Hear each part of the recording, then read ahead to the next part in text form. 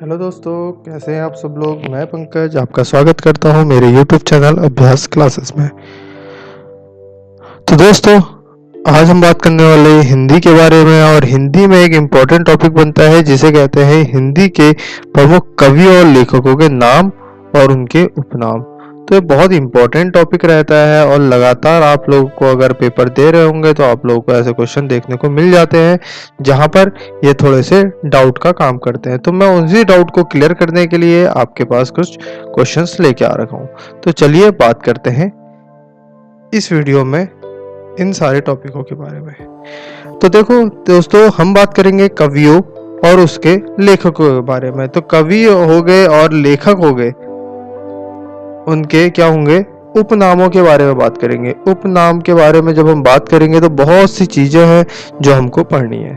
ठीक है, तो शुरू करते हैं। और हमारी ये फटाफट वीडियो में ये दूसरी वीडियो है जिसमें हम फटाफट 20 से 25 क्वेश्चनों को करेंगे और उनके आंसर जानेंगे। तो सबसे पहला क्वेश्चन है, आदि कवि किसको कहा जाता है। तो आदि कवि किसको कहा जाता है, वाल्मीकि को कहा जाता है आदि कवि। ठीक है, दूसरा है, अपभ्रंश का वाल्मीकि किसको कहा जाता है। तो अपभ्रंश का वाल्मीकि मैं लास्ट वीडियो में बता चुका हूँ और यहाँ भी बता रहा हूँ कि अपभ्रंश का वाल्मीकि किसको कहा जाता है, स्वयंभू को कहा जाता है। नेक्स्ट क्वेश्चन है, अभिनव जयदेव किसका उपनाम है। तो किसका है, आपका विद्यापति का आपका उपनाम है अभिनव जयदेव।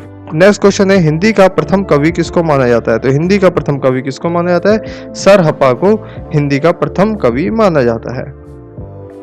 नेक्स्ट क्वेश्चन बात करते हैं, प्रथम सूफी कवि किसको माना जाता है। तो प्रथम सूफी कवि किसको माना जाता है, साहित्य को आपका प्रथम सूफी कवि माना जाता है। ठीक है, तो ये आपका कुछ क्वेश्चन है जो काम आ सकते हैं आगे के।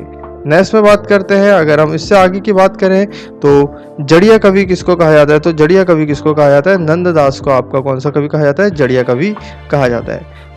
नेक्स्ट क्वेश्चन और नेक्स्ट उसमें हम बात करेंगे, तो ये क्या है, वात्सल्य रस का सम्राट। तो वात्सल्य रस का सम्राट किसको कहा जाता है, आप सबको पता होगा कि वात्सल्य रस का सम्राट किसको कहा जाता है, सूरदास को वात्सल्य रस का सम्राट कहा जाता है। नेक्स्ट है, हिंदी का जातीय कवि किसको कहा जाता है। तो हिंदी का जातीय कवि किसको कहा जाता है, तुलसीदास को हिंदी का जातीय कवि माना जाता है। नेक्स्ट क्वेश्चन है, कठिन काव्य का प्रेत किसका है। तो कठिन काव्य का प्रेत किसका है, केशवदास जी का है।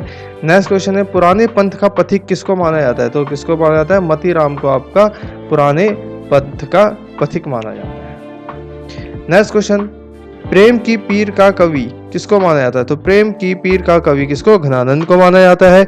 हिंदी नव जागरण का अग्रदूत, मोस्ट इंपॉर्टेंट क्वेश्चन रहेगा, हिंदी नव जागरण का अग्रदूत किसको कहा जाता है, भारतेंदु को। ठीक है, इंपॉर्टेंट रहेगा, याद कर लीजिएगा। नेक्स्ट है, हिंदी साहित्य में आधुनिकता के जन्मदाता किसको माना जाता है। जब मैं बोल रहा हूँ हिंदी नव जागरण का अग्रदूत भारतेंदु को माना जाता है, तो हिंदी साहित्य की आधुनिकता का जन्मदाता भी किसको माना जाएगा, भारतेंदु को माना जाएगा। नेक्स्ट है, नियम नारायण शर्मा द्विवेदी को कहा जाता है। ठीक है, नेक्स्ट क्वेश्चन आपका इंपॉर्टेंट रहेगा, कल्लू अल्हित किसको कहा जाता है। तो ये भी आपका किसको कहा जाता है, द्विवेदी को ही आपका कल्लू अल्हित आपका कहा जाता है। नेक्स्ट क्वेश्चन है, कवि सम्राट के नाम से किसको जाना जाता है। तो कवि सम्राट के नाम से किसको जाना जाता है, अयोध्या सिंह उपाध्याय को आपका कवि सम्राट के नाम से जाना जाता है। नेक्स्ट है, राष्ट्र कवि किसको कहा जाता है। तो राष्ट्र कवि किसको कहा जाता है, मैथिली शरण गुप्त का नाम है राष्ट्र कवि। तो मैथिली शरण गुप्त को राष्ट्र कवि कहा जाता है। नेक्स्ट है, आधुनिक कवि के सुमेरु किसको कहा जाता है। तो आधुनिक कविता के सुमेरु आपका जयशंकर प्रसाद को कहा जाता है। ठीक है, आधुनिक कविता का सुमेरु किसको कहा जाएगा, तो जयशंकर प्रसाद को कहा जाएगा। अगला क्वेश्चन है, कठिन गद्य का प्रेत किसको कहा जाता है। तो किसको, अज्ञेय को है। कठिन गद्य का प्रेत आपका किसको, अज्ञेय को माना जाता है। कवियों का कवि अगर बात करेंगे तो किसको कहा जाएगा, शमशेर बहादुर सिंह को आपका कवियों का कवि कहा जाता है। नेक्स्ट क्वेश्चन, बुंदेलखंड का चंद्रबरदाई किसको कहा जाता है। वृंदावन लाल वर्मा को आपका बुंदेलखंड का चंद्रबरदाई कहा जाता है। मुनि मार्ग में हिमायती किसको कहा जाता है। तो रामचंद्र शुक्ल को आपका मुनि मार्ग में हिमायती कहा जाता है। नेक्स्ट है, स्वच्छंदतावाद के आलोचक किसको कहा जाता है। तो नंदा दुलेर वाजपेयी को आपका कहा जाता है। ठीक है, तो नंद दुलेर वाजपेयी या बोला जाएगा, कुछ भी बोला जाएगा, तो स्वच्छंदवाद के आपके आलोचक माने जाते हैं। कौन है, वाजपेयी जी आपके हैं, नंद दुलारे वाजपेयी जी। नेक्स्ट है, रसवादी आलोचक किसको कहा जाता है। तो रसवादी आलोचक किसको कहा जाता है, नगेंद्र को कहा जाता है। नेक्स्ट क्वेश्चन, मैथिल कोकिला के नाम से किसको जाना जाता है? तो विद्यापति को मैथिल कोकिला के नाम से जाना जाता है। मैथिल कोकिला किसको कहा जाता है? विद्यापति को। अगला क्वेश्चन है, हिंदुस्तान की तूती, हिंदुस्तान की तूती किसको कहा जाता है? अमीर खुसरो को हिंदुस्तान की तूती कहा जाता है। बहुत बार ये क्वेश्चन क्या है पेपर में देखने को मिला है। अगला क्वेश्चन है, अष्टमार्ग या पुष्टिमार्ग का जहाज किसको कहा जाता है? तो ये इंपॉर्टेंट क्वेश्चन रहेगा। अष्टमार्ग या पुष्टिमार्ग का जहाज किसको कहा जाता है? सूरदास को कहा जाता है। अगला क्वेश्चन है, जंबादानी का दावा रखने वाले कवि किसको माना जाता है? तो जंबादानी का दावा रखने वाले कवि कौन है? घनानंद को आपका माना जाता है।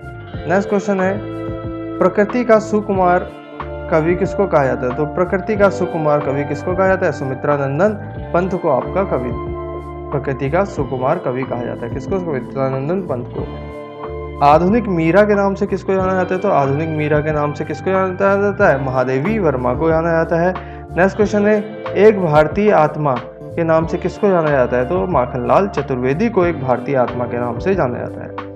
अगला क्वेश्चन है, फैंटेसी का कवि किसको माना जाता है? तो मुक्तिबोध, मुक्तिबोध को आपका क्या फैंटेसी का कवि माना जाता है। किसको? मुक्तिबोध को फैंटेसी का कवि माना जाता है। अगला, कलम का सिपाही या कलम का जादूगर किसको कहा जाता है? तो कलम का सिपाही और कलम का जादूगर प्रेमचंद को माना जाता है। तो दोस्तों ये कुछ तकरीबन 30 से 32 क्वेश्चन थे जो आपके लिए इंपॉर्टेंट क्वेश्चन थे हमारी फटाफट वीडियो के पार्ट सेकंड में। आज इतना ही, अगली वीडियो में मिलते हैं फटाफट पार्ट थर्ड में और कुछ और इंपॉर्टेंट चीज़ों के बारे में बात करेंगे। तो आज के लिए इतना ही। Thank you so much, have a nice day.